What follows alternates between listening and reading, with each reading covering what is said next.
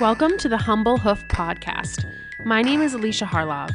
This is a podcast for both horse owners and hoof care professionals, offering discussions into various philosophies on the health of the hoof and soundness of your horse. Please check us out on Facebook or at thehumblehoof.com. Hey everyone! This is my first attempt at recording a podcast, so it's not perfect, and to be honest, I'm a little awkward. Luckily, Greg is great at saving the day and telling an amazing story, so I'll let him do most of the talking and try to edit out all the times I said, "oh wow," to every comment he made. Greg Sokoloski and the Houston Mounted Police. Oh, sitting outside, enjoying the weather. Oh, great. Is it nice out there? Oh, it's absolutely beautiful. We get about a week of spring, and this is one of those days in that week we get spring. After this, it's summer again. So. Awesome. Well, thank you so much for agreeing to talk to me. I'm really excited to hear your story because Pete Ramey said that, you know, you've really had a huge impact on the Houston Mounted Police force out there. Yep. I talked to Pete at the Pacific Horse Care conference in Reno, and he texted me at night. I was going to bed because he needed to write a book. I said, "Oh, Pete, I don't write books. You got enough books out there to cover everything we need to cover." And then he stopped me at the conference and said, "Listen, I'm telling you that the story needs to be told to horse owners and for the good of horses. So it's too good of a story to keep it to yourself and not get out. A lot of the stories out there. It's just a matter of putting the pieces together when I've interviewed and." Yeah, I mean, I think that I would love to ask you a few questions so that, Sure. I can kind of hear more about the story because I really only know little bits and pieces. Okay. So what prompted you to start pulling shoes, or the Houston Police Force to start pulling the shoes on the horses out there? Well, in 81, I joined the department. They formed the unit in 84. I was one of the 12 selected to go over there. I had no horse experience whatsoever. They taught me how to ride, and I got to be very, very good, very traditional based riding schools of old cavalry methods, how to teach people to ride horses. And then in the late 90s, they started giving me more responsibility with training horses.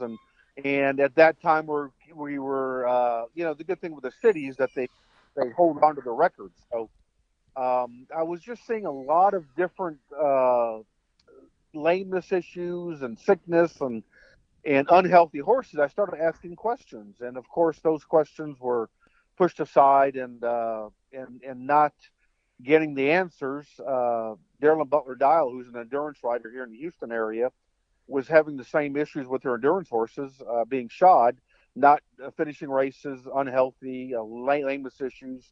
So she started putting a little plug in my ear about barefooting horses. And so I sat down with all the records over a period of time, and I started analyzing what we were doing, what we were spending, and what was the results of a lot of these things that we were doing with shoes. And the results were just amazing. The things that I found in these records. So you can imagine having access to 20 years of records, hundreds of horses, starting from the day they came in to the day they left to the day they died, and having access to all that information of everything we've ever done to them, and being able to analyze that and be able to get answers to my questions. And it was a very, and again, they weren't computerized either. These were all paper-based analyzing that I had to do. So it was very time-consuming, but very, very rewarding. And so when you first started pulling shoes, did you choose some horses that were guinea pigs? Kind of the experiment ones? Well, that's a great question because the first few I did were being eliminated, were being retired. So they had already been marked for retirement because all the things I did with shoes, with the resets, with all the different heart bars and egg bars, and stall rest, and they put them back to duty, and they wouldn't take. So I said, let me try barefooting those horses. Well, of course, the vet in place at that time said, sure, go ahead. It's not going to change anything, but go ahead and try.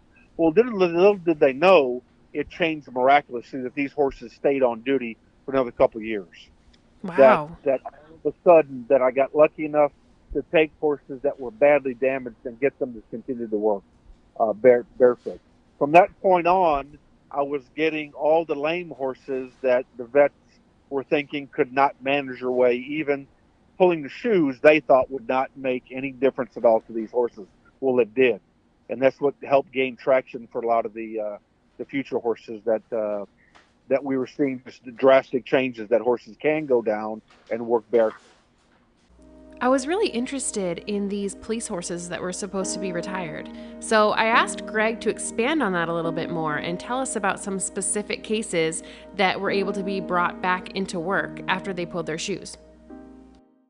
So during that time of reviewing all the records that we had, and I tell people it's an awesome thing to be able to sit down at one place and to go over the history of 20 years worth of horses. If everybody could have that and understand the picture they're seeing about what goes right and what goes wrong and what works and what doesn't, I think we get out of a lot of these messes. And one of the big messes that we had been involved with for a long time, and you go back and look through the hundreds of files that I went through and see that navicular was a big word. I didn't understand it. I didn't have a clear idea of what was going on.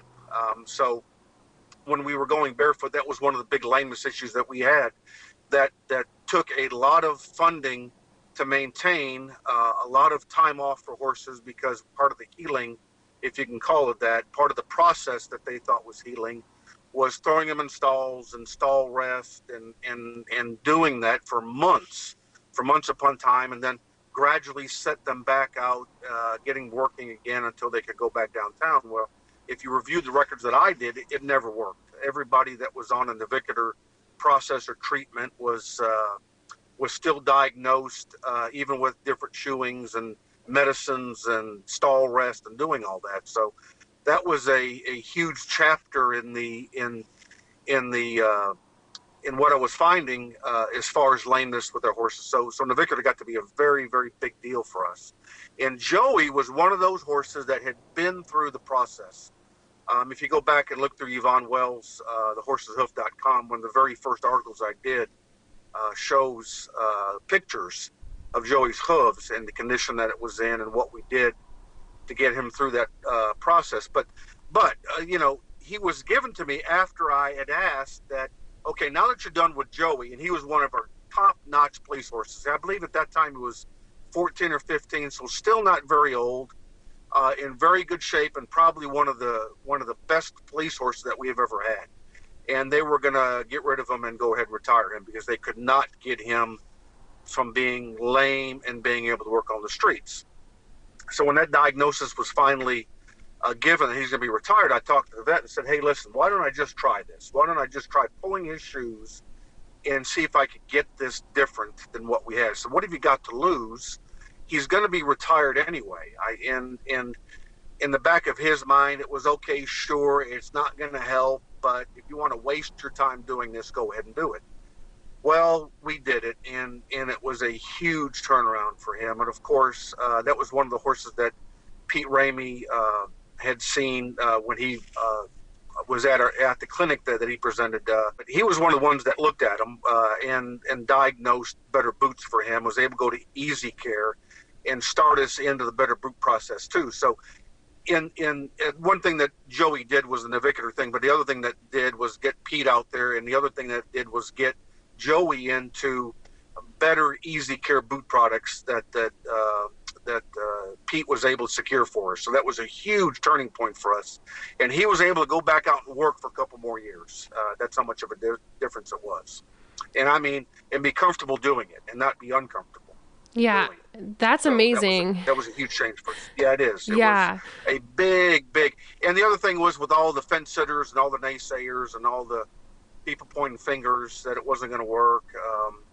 And even I think I kept a copy of his diagnosis from Texas A&M that they flat said on their diagnosis that barefoot would never work for this horse. So, I had to go against the grain. I had to, and again, their thinking was he'll never do it. It's a bad horse in a bad situation that he'll never cure.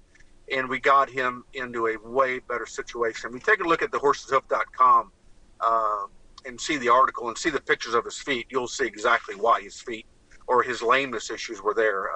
It was amazing the changes that came, and he was a big game changer. He was one of the horses that all of a sudden people got on board with and said, okay, we starting to get this. We're starting to see the changes, and we're starting to understand what's going on with our police horses. Big deal. And you had mentioned that there were a handful of horses that were going to be retired, right? That you ended up being able to put back into service?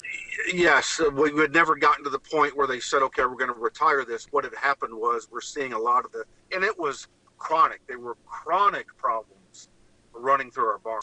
So once Joey was turned around, then all of a sudden I was getting the more chronic cases, the cases that they couldn't change, that they're out of different shoeings, and they would give them to me when they were through that process, but not at the point of retirement. What they would say is, okay, we've done all this again, you try the barefoot stuff now. And generally I was very successful in getting, being able to take off the shoes and putting their feet, getting their feet corrected and doing some different things for the dice and stuff like that. So it was, yes, Joey was a game changer for his not being retired, but there were still plenty more being diagnosed that were given to me with that diagnosis that I helped keep them in service for a longer period of time because of pulling their shoes and going barefoot.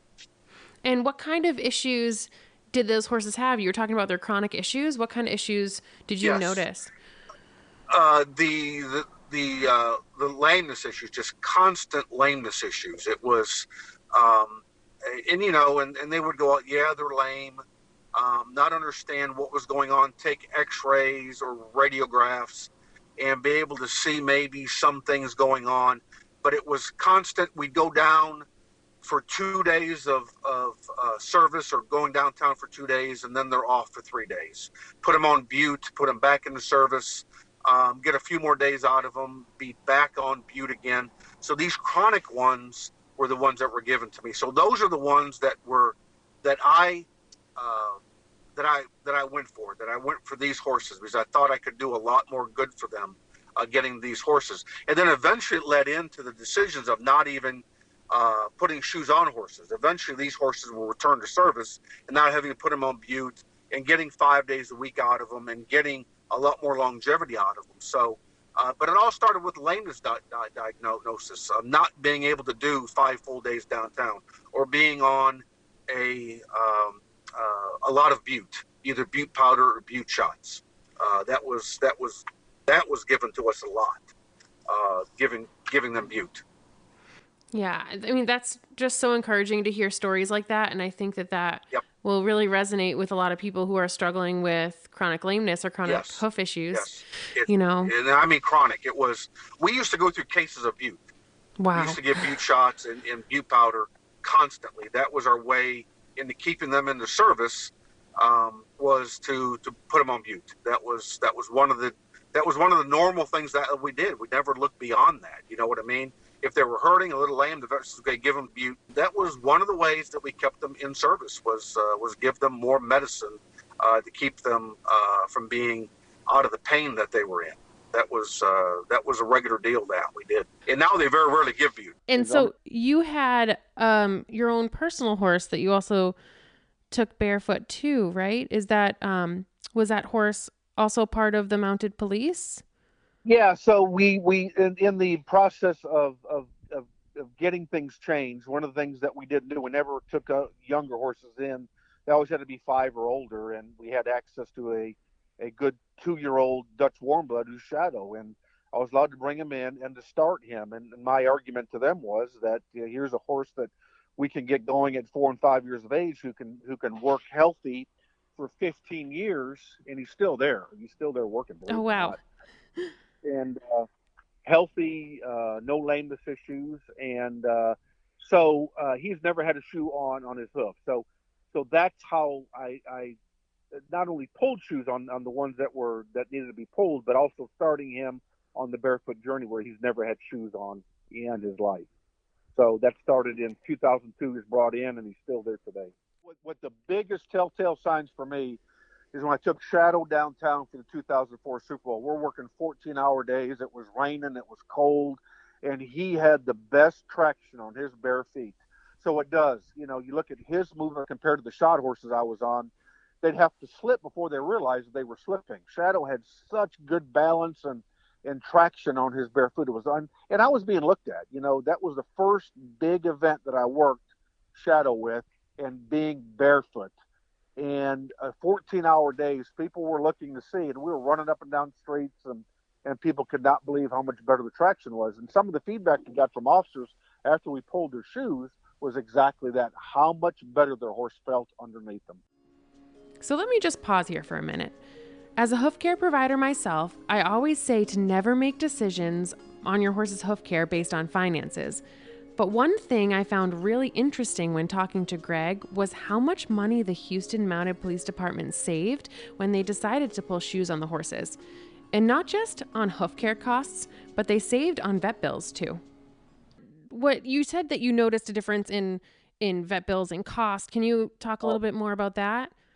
Oh my gosh, one of the, and I tell people I didn't do it to save money. That wasn't my angle at all. That I didn't want to go in and push the angle of saving the city money, because that's not why I did it. I did it because there were a lot of unhealthy things going on with the horses, and not only the shoeing product, but colics and skin diseases and sickness and stuff like that. So at a certain level of the command staff, of course, money's a big deal to them. And what they started finding out with the changes in the hoof care we were providing, along with getting better nutrition into them, having better movement, doing better, healthier things to them, we were saving between the vet and the farrier. We were spending at a 40 horse barn. We were spending about $150,000 a year. This is back in 2000 to 2006, 2007. We were spending it. About 2006 and 7, we started pulling a lot of shoes off of horses. And at a certain level of your administration, they ask, why can't we pull all the shoes? Because we're saving an exorbitant amount of money. And we just couldn't do that. We couldn't go into it knowing some of the unhealthy things we had with our horses. We had to take our time doing it. But that's another angle that helped me out tremendously, was understanding that in the management part of it, there were people looking at the cost savings, and from that point on, after we got all the shoes pulled, we were spending about $40,000 to $50,000 a year on the overall health care of our horses, whereas before we're spending $150,000 to $200,000 a year. Oh, wow. On health care for horses. That is a huge difference. It's huge. It's tremendous. It is tremendous difference, and that's why we'll never go back. That's why with those numbers and the healthier horses that we have, there's no reason to even look to go back to different diets and shoeings and doing that stuff. So that was a big plus. Oh, definitely. And were people worried? I know that I've heard this too, as somebody who's, a trimmer myself. Were people worried that their feet were going to wear down too much? I know that. Did they use boots on some of the horses too in some of their work? Well, remember, it was probably done backwards. We bet Pete, I believe, a good supporter of us, Lynn Swearingen, hosted Pete in the Houston area when she lived here, and had him do his clinic here in Houston. I believe it was 2004, 2005, and Pete came in. Of course, the first thing he threw at us was diet and how important it was. We hadn't changed diet. We were pulling shoes off of very, very weak hoof-walled horses. And the good thing, I had the people that also supported us. I don't know if you remember Hoof Wings. They were one of the first boots that we had used and were given to us in support of taking horses barefoot.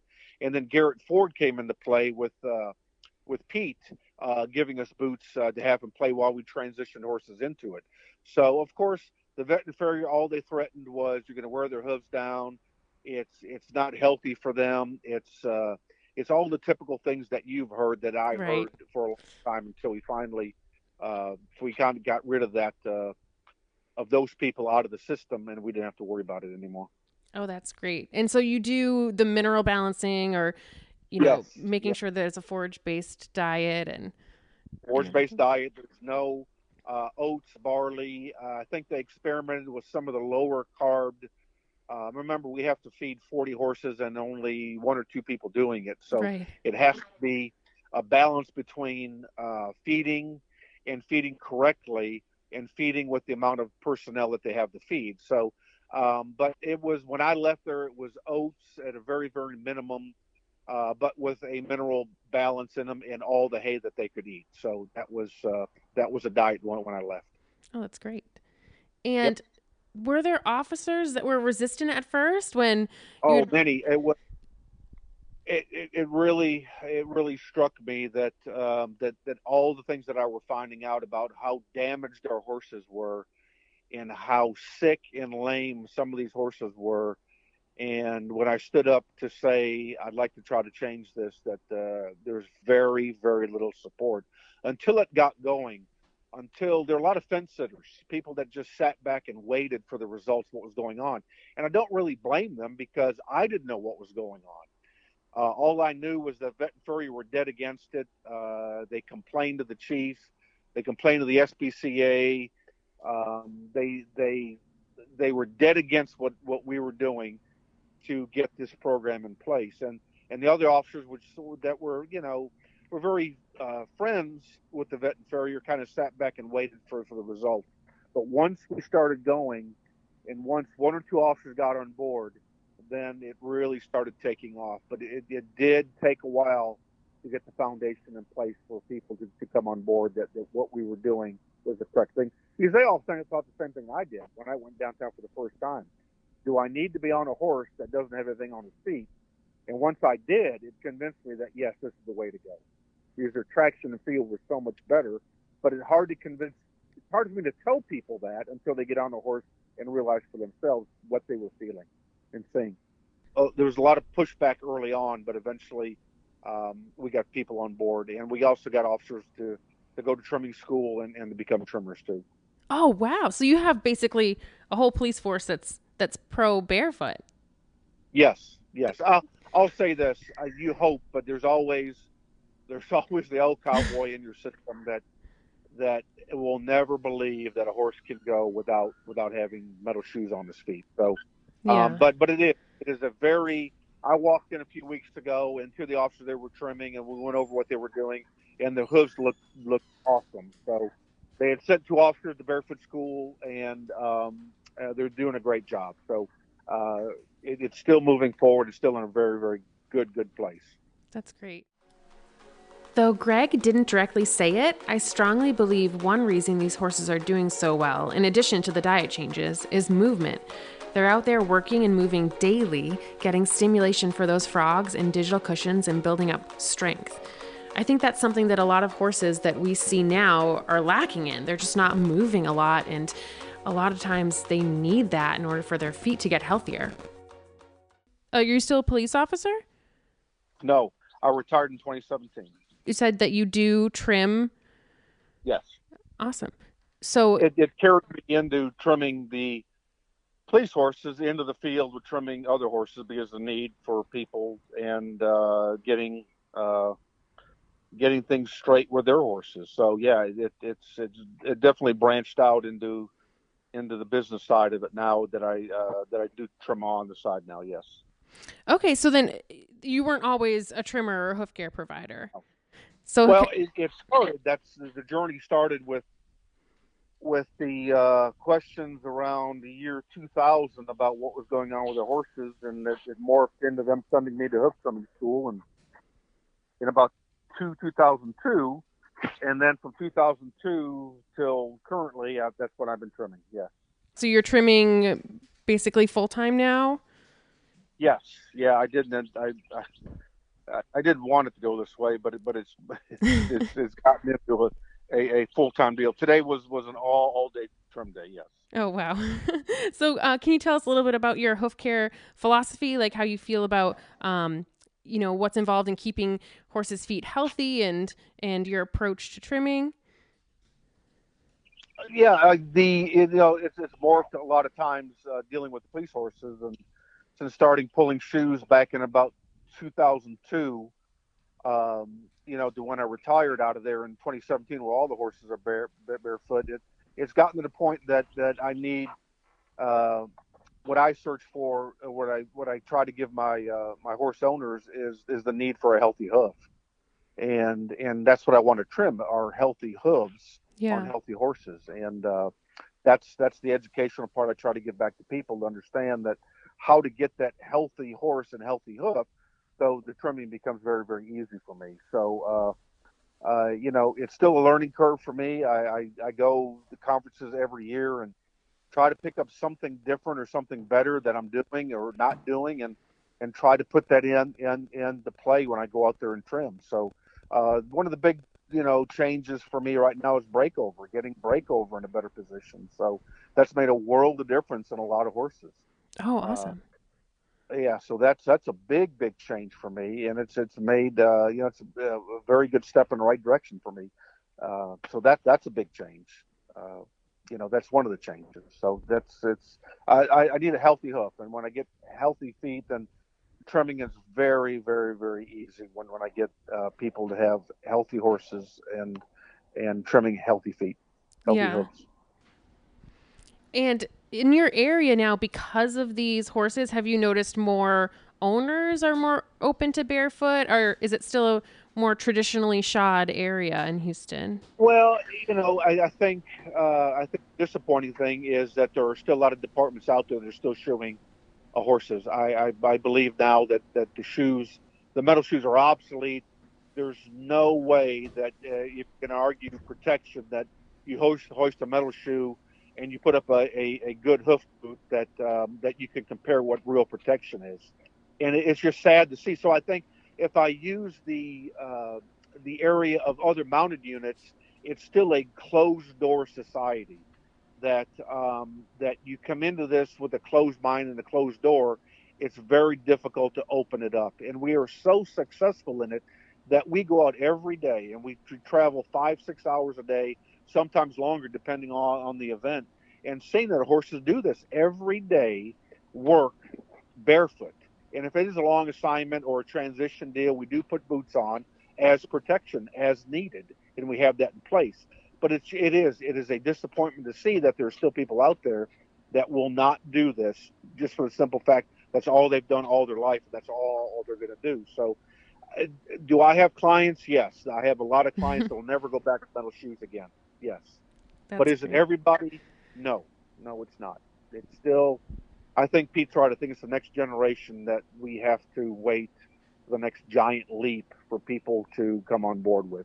But you walk in our barn, it's a very natural barefoot environment when you walk in there. I don't know how to sell it any different than to walk in our barn and to see healthy 40 horses in our barn, seeing them work every day and go out there and do this. But you see, Nashville is all barefoot. You see, Vegas is all barefoot. So there are units out there that have climbed the rope and been very successful doing it. Right after Greg talked about some mounted police units that had success going to barefoot, he transitioned into mentioning why some people might struggle or why their horses might struggle when they first pull shoes and why they might be tempted to put shoes back on right away.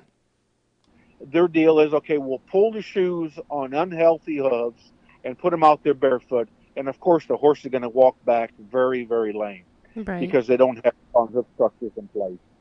And if you don't go through a transition period and an education period of teaching people what to expect, it's going to be a long, difficult road, and they're going to go back to putting shoes on the horses. So that's just a sad thing to see. Yeah. There are a lot of factors to consider when taking horses barefoot, and one of them is commitment. Commitment from the owner and the hoof care provider to educate themselves on what affects hoof health, whether it's nutrition, environment, etc. I think that is one reason why Greg was so successful with these horses. He never stopped educating himself and in turn educating others on hoof care. Big deal is I would be in the barn trimming police horses, and we have visitors every day from 12 to 2. The general public can walk in our barn and feed our horses and look at them and ask questions. And I'd be trimming and said, "Oh, you're putting horseshoes on." I said, "No, I'm trimming their hooves." And they look at me stunned. They go, "You mean your horse don't wear shoes?" I says, "No." I said, "I know that's what we've grown up to believe, that all horses wear horseshoes." But I said, "But here they don't need it. We have very healthy hooves, and once the hooves are healthy, they're very good at protecting the horses. And once they understand that, they go, "Oh, that makes all the sense in the world." But you see what you're up against. Just the way people have portrayed horses for as long as we can remember, of always having horseshoes on them. And it does. It takes a lot of education to get people's mind to step back a minute to think about what we're doing. And once they get that in place, they go, "Oh, that makes a lot of sense." And it does. It makes a whole lot of sense. Oh, definitely. Well, I'm really hoping, I mean, part of the reason I wanted to start this podcast idea is to sort of get information out there and interview people all over the country, or hopefully, out of the country, to see the success that people are having with it in different avenues. Well, I tell people to please, if you're ever in Houston, please go by the mounted unit. Call me. I can get you in there. I can get you a tour. I can get you behind the scenes. I can let you meet the officers that are there that are doing the trimming. It is a non-closed barn. We invite people in every day, 12 to 2. There's hundreds of people that walk through and see for themselves that our horses do not have shoes. And of course, there's always somebody out there throwing out the, "Well, they went back to shoes." Well, no, we haven't. We never will. There's no need for them. So, but like you said, how do you get that out there? Well, the podcast will be an excellent idea for people to start to see that there are many more successes out there, not only with the Houston Police Department, but other units too. Nashville's very successful. Vegas is very successful. So there's a lot of units out there that are very successful in doing this. But knowing what we know now, we know darn well what a healthy horse and what healthy hooves look like, and what horses need to get there. And it's very difficult to change people and their attitudes, and they're very biased. And I don't mean that in a bad way, because we're all have a biasness in us, and we've all been there too. So it's hard to change that in people. It's very, very difficult to do. But we have, and it's changed, and it's a great place for horses. Well, that's great. So before we wrap up, is there anything else that you want to mention in terms of closing remarks, or any encouragement for those who are either considering barefoot or struggling with their own horse's soundness issues or hoof care in general? Yes, that that as far as trimmers go, that I make it a point to make conferences every year, either the ECIR, which is the equine cushions and insulin resistant group. They have a conference every 2 years. I make it a point to go to that. And then Pacific Horse Care, there's a great conference. They did their first conference in Reno. I went to that for the first time, and just it was a wealth of knowledge. So to keep up with people, it's a great way of doing it. There's to stay out there as a trimmer, is just don't get bogged down with doing the same thing. Attend conferences every year. The best selling point for me is a healthy horse, and the best selling point for me to point to people is the Houston Police Department and their healthy horses. Is to understand that that's the greatest thing that I can show people, is the amount of money we're saving, but also how healthy and working our police horses are, and that's the way that I sell it to people. And it gets very frustrating talking to some people. As you know, you're in a barn full of them.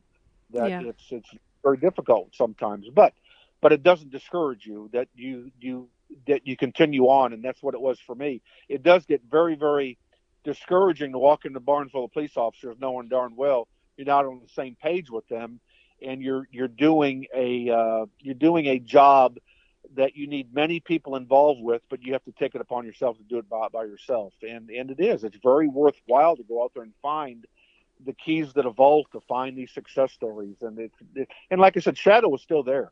He is born in 2000, 19 years old.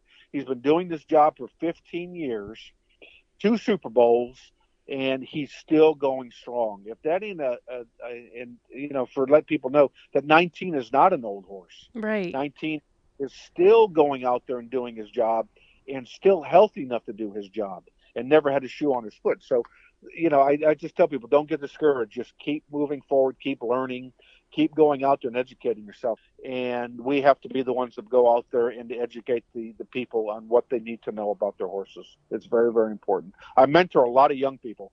I just think it's very, very important that I go out there and give what I have to other people to take into the field as the next step. So I mentor a lot of people for free. I do it for free. Oh, that's great. So. Well, I Yes, it is. personally am and so thankful that you're willing to share your story and answer all these questions and be sort of, my guinea pig in this. And this is our first, time recording an interview. Sure. So And please give people my contact information, my email, or even my cell phone, because I think that's important too, that they're able to reach out to me to be able to contact me. But they can find me on Facebook too, so it's not difficult to find me. Oh, definitely. Okay, I'll add that too on in the info section for the podcast, so that hopefully Sure. people can reach out to you. Yes. All right. Well, thank you so much for your time. I know it's getting a What little a great bit idea. later. Yeah, that's a great idea you have. That's what's needed. Reach out to as many successful people as you can, because there is. People will be very, very surprised at how successful people are with healthier horses. So hopefully more good stories. Hopefully I've started something, or you've started something. Hopefully I've helped you start that. So Yeah, thank you so much. I think you've been a huge help, and I can't wait to see this put together. And I'll send it to you, and you can let me know what you think. Thank you, and stay in contact too. I will. Thank you. Have a great night. We'll see you. Bye. I always say that I'm slightly more hoof obsessed than the average person, and chances are, if you're listening to a hoof care podcast, you are too. So we should probably be friends. Feel free to find me on Facebook or email me at thehumblehoof@gmail.com.